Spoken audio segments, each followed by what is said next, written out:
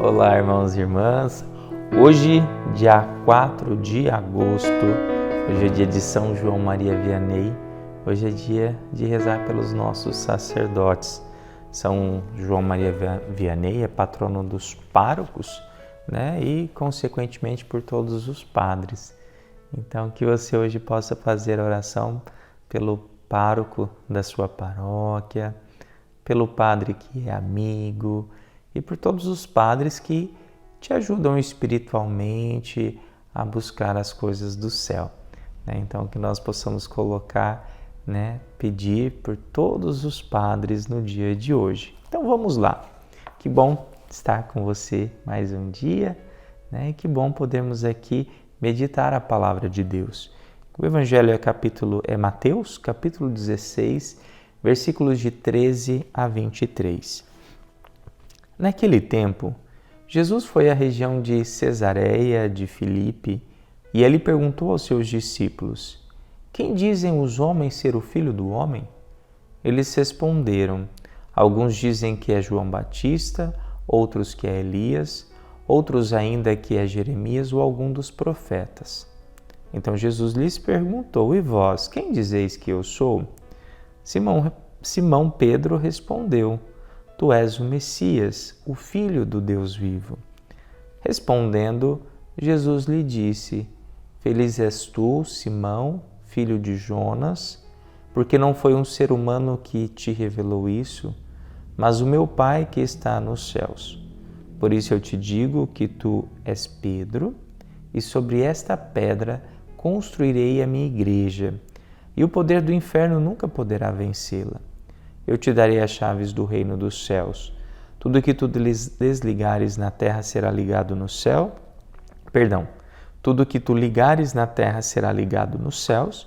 Tudo que tu desligares na terra será desligado nos céus. Jesus então ordenou aos discípulos que não dissessem a ninguém que ele era o Messias.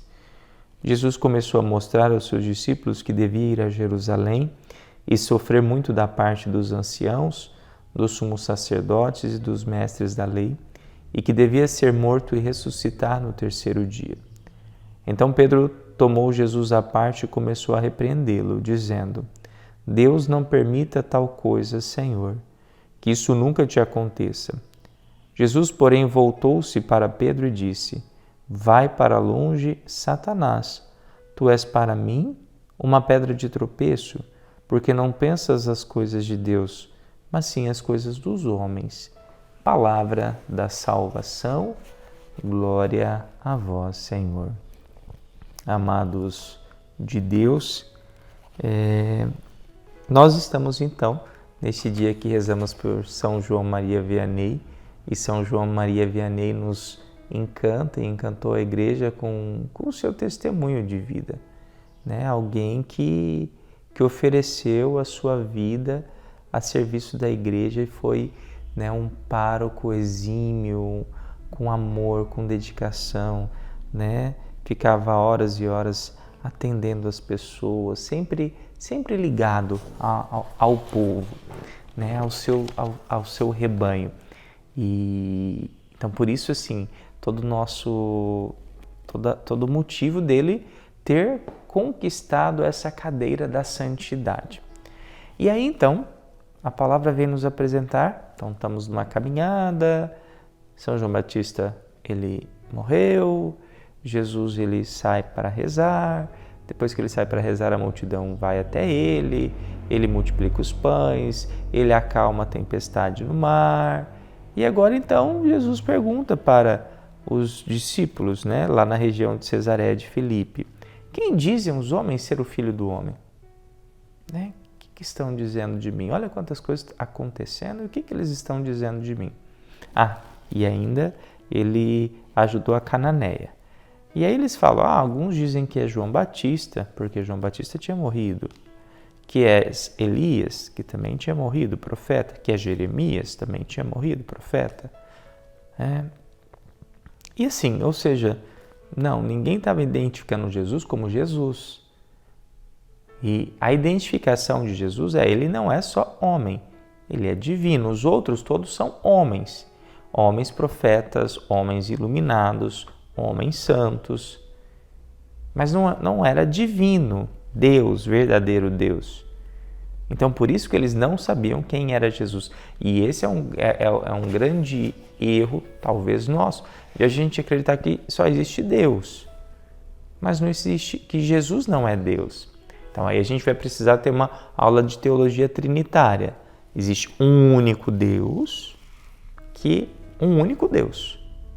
Mas esse Deus, ele se revela em três pessoas, ele se apresenta em três pessoas, que é o Pai, que é o Filho e que é o Espírito Santo, né? Então assim, mas qual que... Não, é um único Deus, é uma unidade trina. Eu peço para o Pai, eu peço para o Filho, eu peço para o Espírito Santo, eu estou ali pedindo para o mesmo Deus, né? O amor, o amante, né? O amado e o amor. O amante é quem ama Deus, o amor, né? O amado Jesus, e o amor é o Espírito Santo. Então assim, aí a gente consegue identificar o que? É o mesmo Deus. Só que Jesus é o Verbo encarnado, é Deus feito homem. Se até então existe, se você vai pegar lá no Antigo Testamento, como que Deus se apresentava? Deus não se apresentava ali como uma figura humana, como um homem de barba. Nós temos aí uma representação humana nossa, porque nós somos criados à imagem e semelhança de Deus. Mas Deus vinha sempre envolvido numa fumaça, numa nuvem, perdão, não era uma fumaça, numa nuvem. Entendeu? Então aí a gente já consegue identificar. Mas qual que é o ponto? Quem é Jesus? É o verdadeiro Deus. Era isso que as pessoas ainda não tinham entendido. Então, pergunta para eles: e vocês, discípulos, quem dizem que eu sou? Tu és o Messias, o Filho do Deus vivo. O Messias, o esperado, né? O Filho do Deus vivo. Então aí já entra nessa teologia trinitária, né? E aí nós conseguimos identificar então a resposta verdadeira. Só consegue dar a resposta verdadeira quem fez a experiência verdadeira. Entende? Quem fez a experiência verdadeira, né, de Jesus. Para eu poder dar uma resposta dessa, eu não posso ser um ateu, um historiador somente, eu preciso ter feito uma experiência verdadeira de fé. Os testemunhos que foram apresentados no nosso programa foram testemunhos de fé. Pessoas que tiveram uma experiência tão profunda com Deus que ali sentiram, era Deus cuidando de mim. Era Deus cuidando de mim naquele momento. E aí então, Pedro responde bem: feliz és tu, Simão, porque não foi um ser humano que te revelou, mas o meu Pai que está no céu. Olha que lindo. E ali então Jesus começa: tá bom, então vocês já sabem quem que eu sou, mas agora eu quero deixar claro o que vai acontecer comigo. Eu vou morrer, vou ressuscitar. Então ele começa a contar, né, tudo aquilo que ia ser feito com ele. Se ele estava contando, ele é Deus, ele está contando os planos de Deus. Entende? Ele está contando quais eram os planos ali. E o que acontece? Simão, ele entra, lógico, com o seu lado humano e diz: Deus não permita tal coisa, Senhor, que isso nunca te aconteça. Então, o que nós vemos aqui? Só para você entender. É o nosso lado humano. No nosso lado humano, nós não queremos que ninguém morre. No nosso lado humano, nós não queremos o sofrimento. No nosso lado humano, nós não queremos isso. Então, às vezes a gente olha para Pedro e fala: nossa, Pedro, né? Que bola fora. Mas por que foi bola fora? Porque, né, o modo como Jesus responde: vai para longe, Satanás. Tu és para mim uma pedra de tropeço, porque não pensas as coisas de Deus, mas sim as coisas dos homens. O que é Satanás? É o opositor, né? Aquele que coloca oposição. Então, Pedro estava colocando oposição ao plano de Deus. Não, isso não vai te acontecer. E Pedro colocou até lá na hora que ele corta a orelha de Malco. Né? Não, isso não vai te acontecer. É o lado humano que não aceita, né, a realidade da morte. E esse lado humano também atrapalha muitos cristãos, que quando perde alguém, entra numa revolta muito grande com Deus, entra num sofrimento muito grande. E a morte é uma realidade divina. É uma realidade ali, né, que tem aí o dedo de Deus. Mas, padre, por que Deus permite? Porque a morte é a passagem para o céu, meu irmão. Você enxerga a morte dolorida desse jeito porque a gente perde quem a gente ama. A gente quer que a pessoa seja eterna para sempre. Mas a morte é só uma passagem para uma vida nova, para um reino novo. É uma etapa que se conclui aqui embaixo e vai para uma etapa nova. Assim como tivemos a etapa de 9 meses dentro daquele primeiro mundo, que foi o ventre da mãe, que foi o útero. Entende? Então assim, e é importante a gente poder falar sobre isso, porque a gente até para de olhar para Pedro com outro olhar. Pedro falou isso porque o lado humano dele não aceitava que a morte acontecesse com Jesus. E o nosso lado humano muitas vezes não aceita que a morte aconteça com quem a gente ama. É difícil. Mas Jesus fala, você não pensas como Deus, mas pensa como os homens. Será que em muitos momentos, ali diante de alguém que está partindo, eu estou pensando como Deus ou como os homens? E eu faço muitas orações com as pessoas que estão partindo. Sabe o que eu falo? Eu falo, olha, apresente o teu pedido. Padre, eu quero a cura. Apresente. Mas no final do teu pedido você vai dizer, mas seja feita a vossa vontade.